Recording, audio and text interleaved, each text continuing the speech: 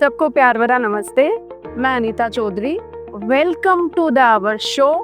आज हम मिलने वाले ऐसे हस्ती से जो पिछले 30 साल से मेडिकल में अपनी सेवाएं दे रही है, जिन्होंने अपने अनुभव और संवेदनशीलता से बहुत सारे मरीजों की जिंदगी बदली है। तो हम बहुत लकी हैं कि ऐसे पर्सनालिटी को अपन को सुनने को मिल रहा है।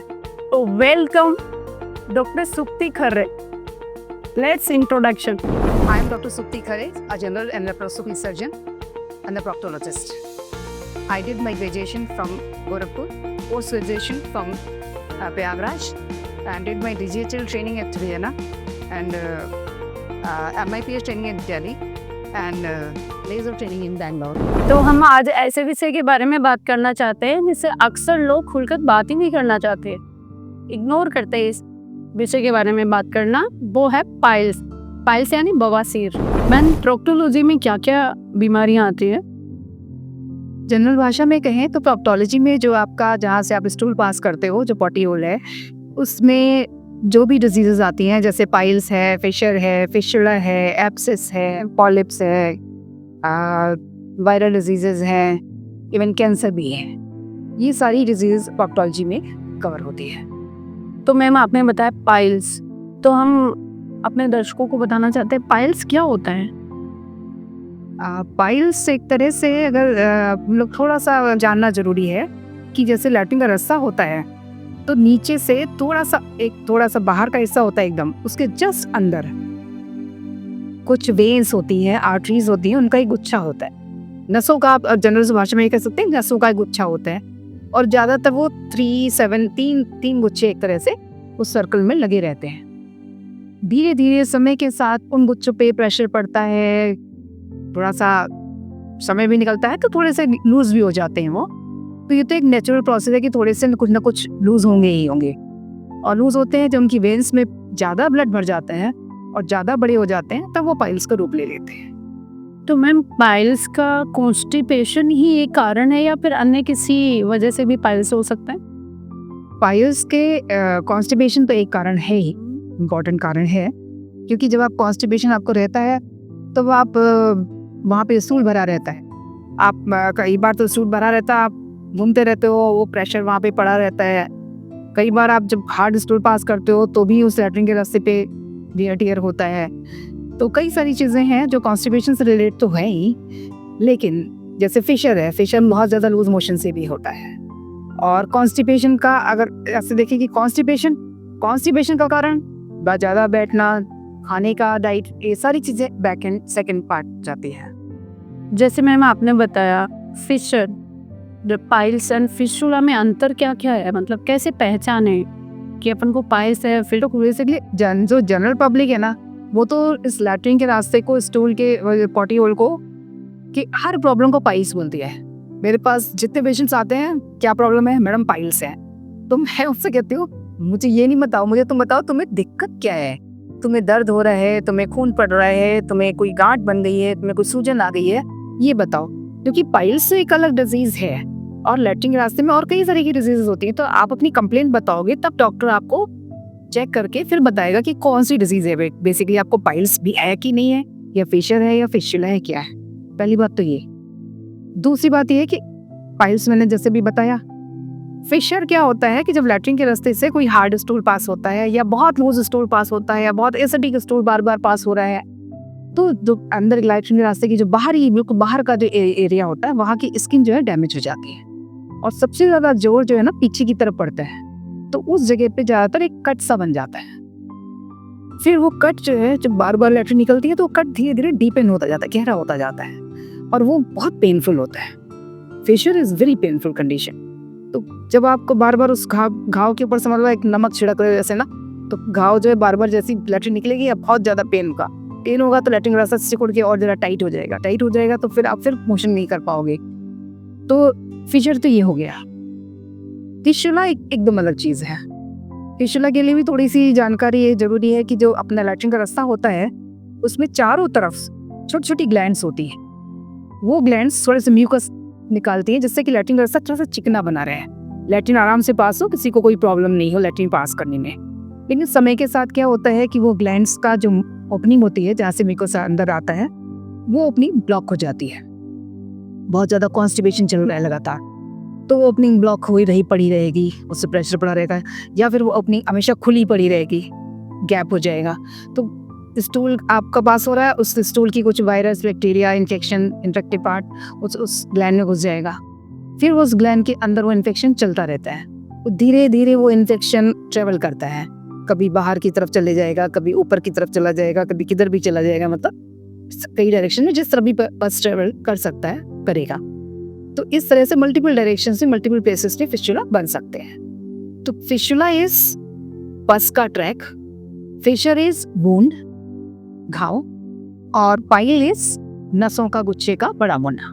ये मोटा मोटी डिफरेंस। जैसे आजकल आप भी देख रहे होंगे, युवा यंग जनरेशन है वो पाइल्स की बीमारी से बहुत ज़्यादा जूझ रहे हैं। तो क्या ये लाइफ स्टाइल डिसऑर्डर है या फिर डाइट वगैरह की वजह से हो रहा है? हाँ, ये अब मैंने प्रैक्टिस में नोटिस किया है कि मेरे पास यंग पेशेंट बहुत ज़्यादा आ रहे हैं, जो भी एक एग्ज़ाम्स की प्रिपरेशंस कर रहे हैं, तो वो हॉस्टल में रह रहे हैं और उनको कंटिन्यूअस बैठे रहते हैं और 12-12 घंटे, 14-14 घंटे ऐसे लगातार सीटिंग रहती है उनकी। तो वो ज़्यादातर फिशर की प्रॉब्लम लेकर आते हैं, क्योंकि होता ये है कि जब वो खाना भी कुछ हेल्दी नहीं खाते, ना तो सलाद खाएंगे, ना प्रॉपर लिक्विड लेंगे, ना कोई एक्टिविटी एक्सरसाइज नहीं करेंगे, तो लगातार सिटिंग रहेगी तो कॉन्स्टिपेशन होता है, और फिर कॉन्स्टिपेशन प्लस स्ट्रेस भी है, एग्जामिनेशन का स्ट्रेस। तो स्ट्रेस में वो कुछ और ध्यान ही नहीं रखते, सिर्फ पढ़ाई किताब पे ही ध्यान है, तो बाकी चीज़ों को एकदम मतलब नेग्लेक्ट करते हैं। तो ऐसे केसेस में ज़्यादातर पेशेंट फिर आता है एकदम से सीवियर पेन करके आती है बच्चियाँ, और फिर वो ट्रीटमेंट देना पड़ता है। और काफ़ी बढ़ती हुई जो इस तरह की बीमारी है यंग जनरेशन में, ये बहुत चिंताजनक है रियली। मैम, जैसे खाने पीने की चीज़ों से भी क्या पाइल्स हो सकते हैं, या फिर डाइट में आप क्या सजेस्ट करना चाहोगे जिससे पाइल्स में नहीं हो? मैं एक बात क्लियर करना चाहूँगी कि ऐसे पाइल्स क्या, मतलब अपन ऐसे नहीं कहें, अपन पाइल्स खाली नहीं कहें, लैट्रिन के रास्ते की प्रॉब्लम्स, मतलब पैथोलॉजिकल प्रॉब्लम्स या गुदारों की ये सारे जितने भी गुदारों हैं इस तरह के, वो किसी एक पर्टिकुलर चीज़ से नहीं होते हैं। वो कुछ आपकी बनावट शरीर की, कुछ आपकी जेनेटिक, कुछ आपका खान पान, कुछ आपका रहना सहना, कुछ आपका मतलब स्ट्रेस, ये सारी चीज़ों को मिला के कंपोजिट इफेक्ट आता है, और तब ये बीमारियां डेवलप होती हैं। तो किसी पर्टिकुलर चीज़ तो लेबल नहीं कर सकते कि तुम ये मत खाओ तो ये नहीं होगा, है ना।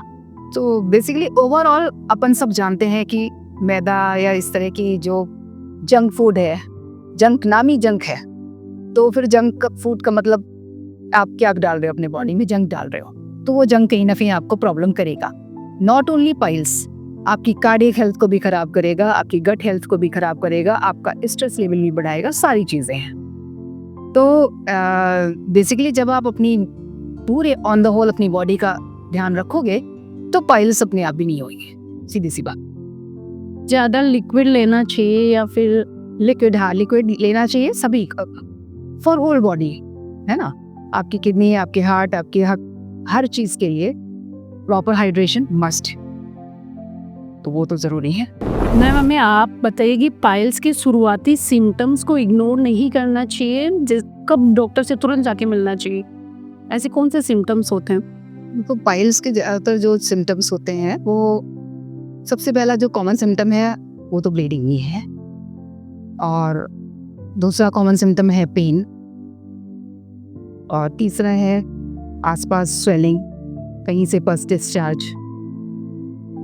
तो ये सारे सिम्टम्स जो है ना, एक बार तो दिखाना ज़रूरी है। कोई भी सिम्टम आपको अगर आ रहा है तो दिखाना ज़रूरी है, क्योंकि ये सारे सिम्टम एक तो बहुत ही बिनाइन सी चीज़ के भी हो सकते हैं, पाइल्स, फिशर, फिशुला, लेकिन ब्लीडिंग कहीं ऊपर से भी हो सकती है। लेकिन 50-60 से नीचे ज़्यादातर कोई वरीसम, कोई चिंताजनक प्रॉब्लम नहीं होती है। आपको पहली एकदम ब्लीडिंग में बहुत ज़्यादा है तो दिखाइए, लेकिन अगर पहली दूसरी ब्लीडिंग में बहुत ज़्यादा ब्लीडिंग नहीं है तो आप थोड़ा बहुत अपना लाइफस्टाइल सुधार करके रख सकते हो। लेकिन आफ्टर 65 एक सिंगल ब्लीडिंग भी आपको तुरंत दिखानी है। और पेन तो आपको दिखाना ही पड़ेगा, और कोई स्वेलिंग है तो भी आपको तुरंत दिखाना है। दवाइयों से क्या पाइल्स का इलाज हो सकता है या फिर सर्जरी कराना चाहिए? इट डिपेंड्स ऑन डिजीज, मतलब क्या बीमारी है इस पे डिपेंड करता है। मैं आप लोगों को बताना चाहूँगी कि आप लोग ये बस मतलब कोई भी इस तरह की लैट्रिन के रास्ते में कोई दिक्कत हो तो ये मत सोचना कि सीधे हमें बस ऑपरेशन ही कराना पड़ता है ना। बहुत सारी चीज़ें दवाइयों से ठीक हो जाती हैं। शुरुआती पाइल्स दवाइयों से ठीक होते हैं। फिशर्स के 80 to 90% केसेस दवाइयों से ठीक होते हैं। हाँ, अगर पस है, इन्फेक्शन है, वो दवाइयों से ठीक नहीं होता। बहुत इनिशियल इन्फेक्शन है तो फिर भी हो सकता है दवाइयों से ठीक हो जाए, लेकिन ज़्यादातर नहीं ठीक होता है।